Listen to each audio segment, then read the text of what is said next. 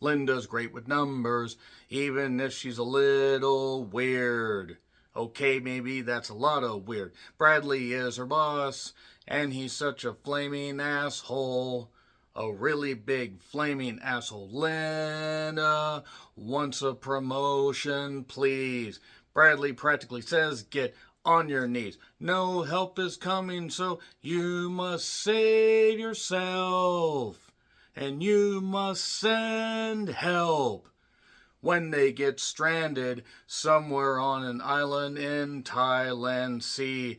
Oh no, oh me, they must decide how are they gonna get free. But Linda says, let's not leave. And we see some violence, comedy, retching, and all kinds of Sam Raimi shit. And we must see who will send help. Who will send help? Which is a film from Sam Raimi. If you're unfamiliar with Sam Raimi, look up his filmography. Can't go over all of it. Evil Dead, Spider-Man, Drag Me to Hell, various other projects. This was also written by Damian Shannon and Mark, don't call me Taylor Swift, who worked on Freddy vs. Jason, the Friday the 13th, 2009 version that really was just great for the pretty women in the cast. I mean, honestly, who remembers much about the 2009 Friday the 13th besides the fact that Jason could do a 40-yard dash easily? Jason never ran. You lied to me. But anyway, they also worked on the 2017 Baywatch, so that's a mixed bag right there. I mean, I didn't mind Freddy vs. Jason, not particularly a great movie. Terrible final girl. Not necessarily, a bad actress, just not a great final girl. I already mentioned how I felt about the 2009 Friday the 13th and the 2017 Baywatch. I mean, Alexandra Daddario in a very, nice bathing suit. Who would not want to see those soulful eyes run around like that? That being said, let's talk about Sam Raimi. Because for those that like his brand of filmmaking, you may, get a lot out of Send Help. You may have already decided to see an early access screening like I did, because that's the one thing about early access screenings. When you get a chance, you jump on them so you can talk about a film, or at least enjoy a film before everybody else is able to see it wide. So, Send Help features Rachel McAdams as Linda Little, who is working at an office, who is a bit of a neurotic individual, shall we say. She's great with numbers. She's really, really good at her stuff, but unfortunately, she doesn't necessarily stand up for herself when she should, so she kind of gets walked over.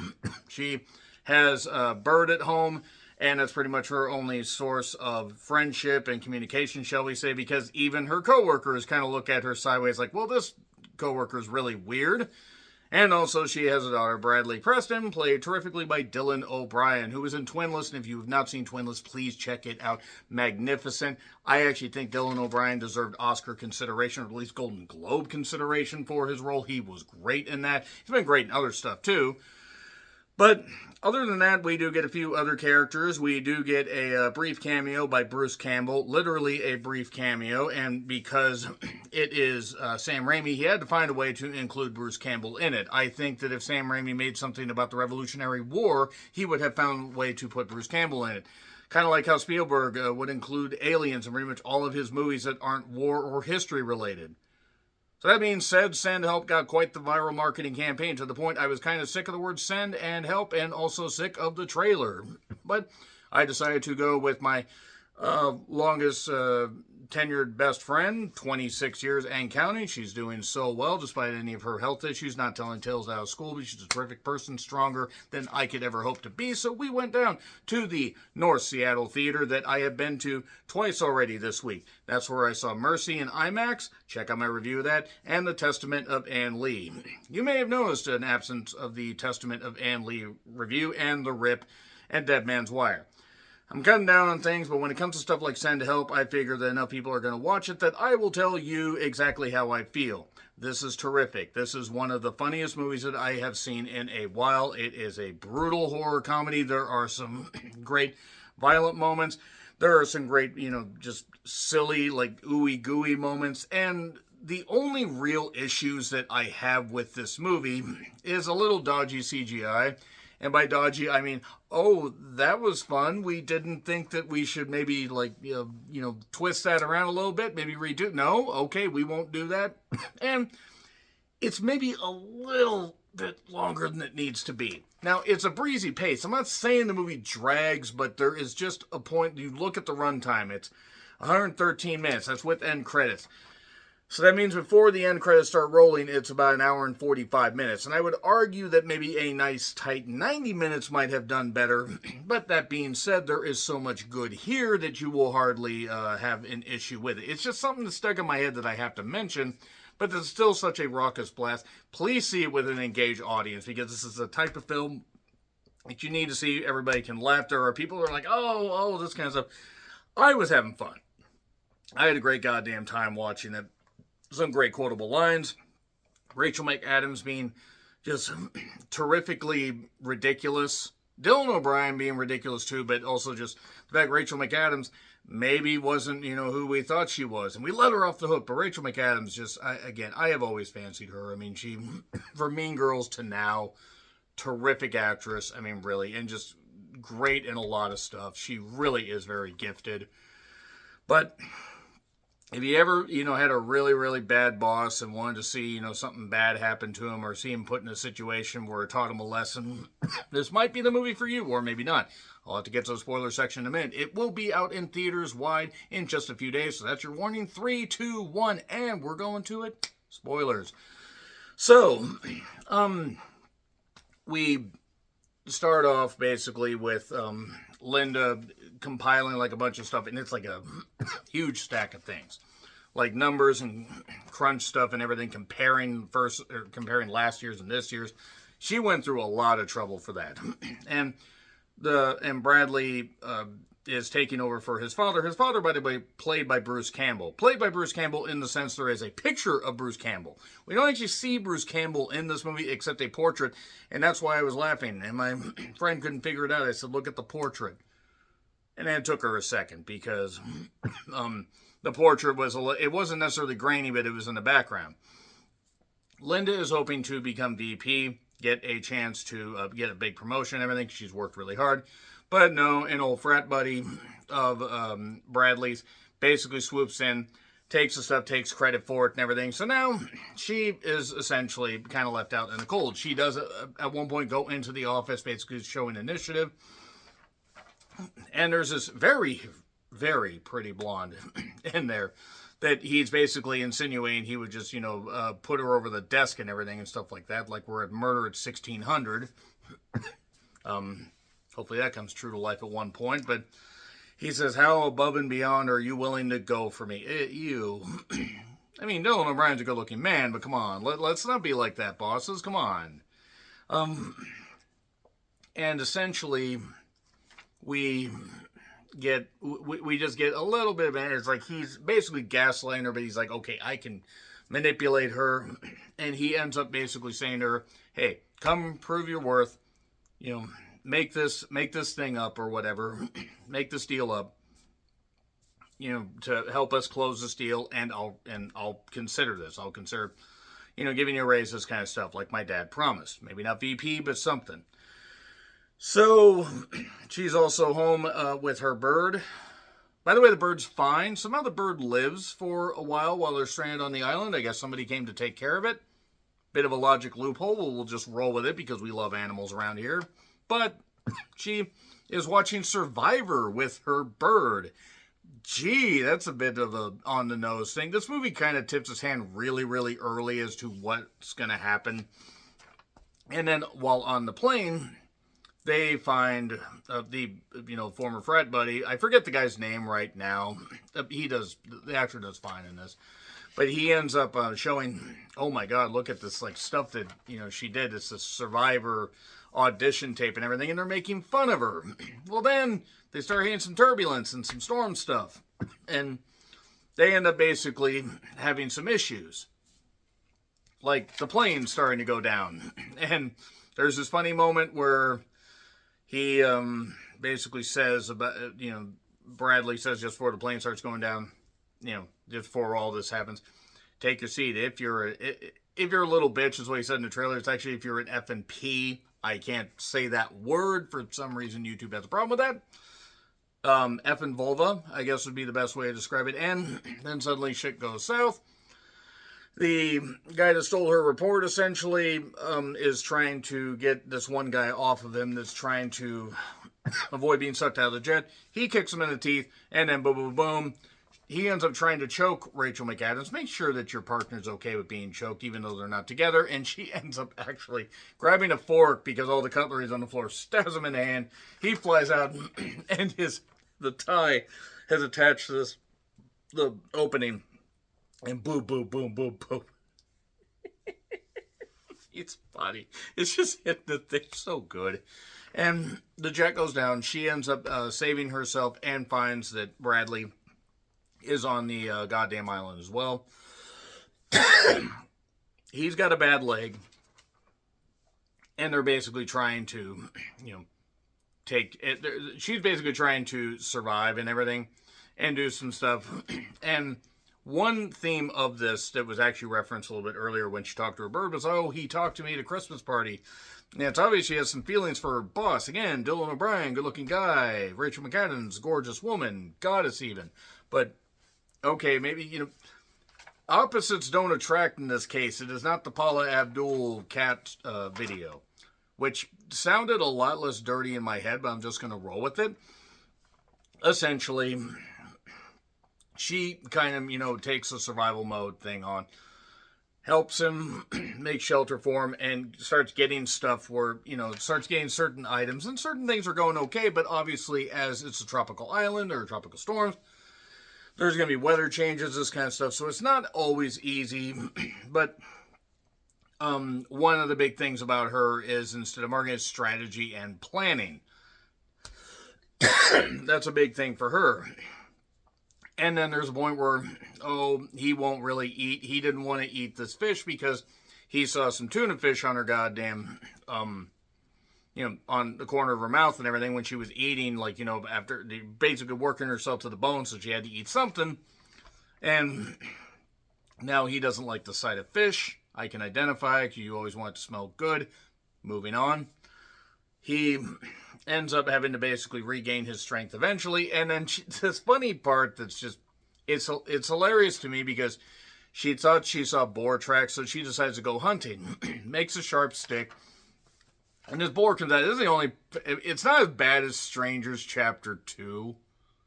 Then again, few things are, except maybe Chapter 3 that is coming out, and I have seen all of one trailer for it. By the time you see this, I may have already reviewed Strangers Chapter 3, in case you don't see this for a couple weeks. But it's just so... The boar, not the best CGI. But she ends up killing it, ends up even stabbing it in the eye, has the head cut off, throws it down. You ever hunt? I think I like it. It's just her covered in blood. It just not.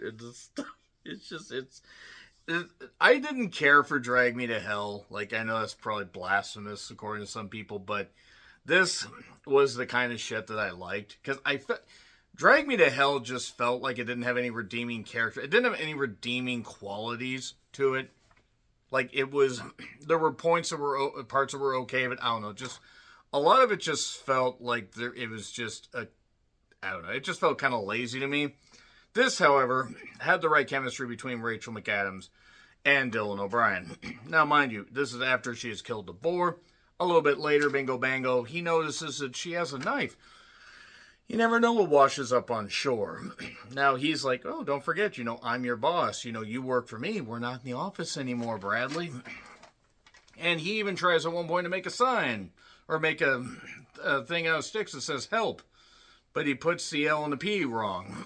So, all this stuff is working towards where basically they, after his legs recover, takes her on, or he takes, he as he's recovering, she goes up at one point and sees a boat. And sees his boat and starts freaking out because she's like, we can't be rescued. Not yet. There's a reason for this. Because she's insane. That's one reason. So, they basically kind of form a bit of a bond. As he's walking a little bit better, they go up on this cliff. They kind of reminds me of the the buses driving around those tight roads in Peru and wherever. I mean, obviously you couldn't fit a vehicle up there, but you get the point. Like these tight cliffs, where it's like that gave me anxiety. That I hate heights. And at one point she says, "Oh, this stuff with this X over there, watch it because that's like a bunch of poison stuff or a bunch of barbs. Oh, and these berries, you want to eat certain berries." You want to eat certain berries that are certain colors, and not eat certain berries that are certain colors, or otherwise, like if you have a reaction, it'll show something really bad. By the way, these scratches are from when I did a bunch of yard work. But that being said, she's showing him all this stuff, and things are going all right, but he's still kind of being a full-on dick. And then at one point, and I'm kind of skipping over a few things because there is some nice stuff, but you could tell there's some tension here. They have this point where they're just having they're just having fun and everything. He thinks he can make it on his own. She's got this like almost tropical paradise thing going on, and she's got fruit. She's living off the land, doing pretty goddamn well, living a little too well off the land, if you catch my drift. And that knife, I don't think washed up quite, so much. If you catch my drift. Oh yes, and also Bradley is engaged to a woman that we saw in a very open, beautiful woman. I don't remember the actress's name. My God. Yes, if you land somebody like that, you treat her like the queen she is. But that being said, obviously she would be looking for him, this kind of stuff. But the GPS, all this stuff's going on where they're basically stranded. And what basically ends up coming up is they share some time. Like, just...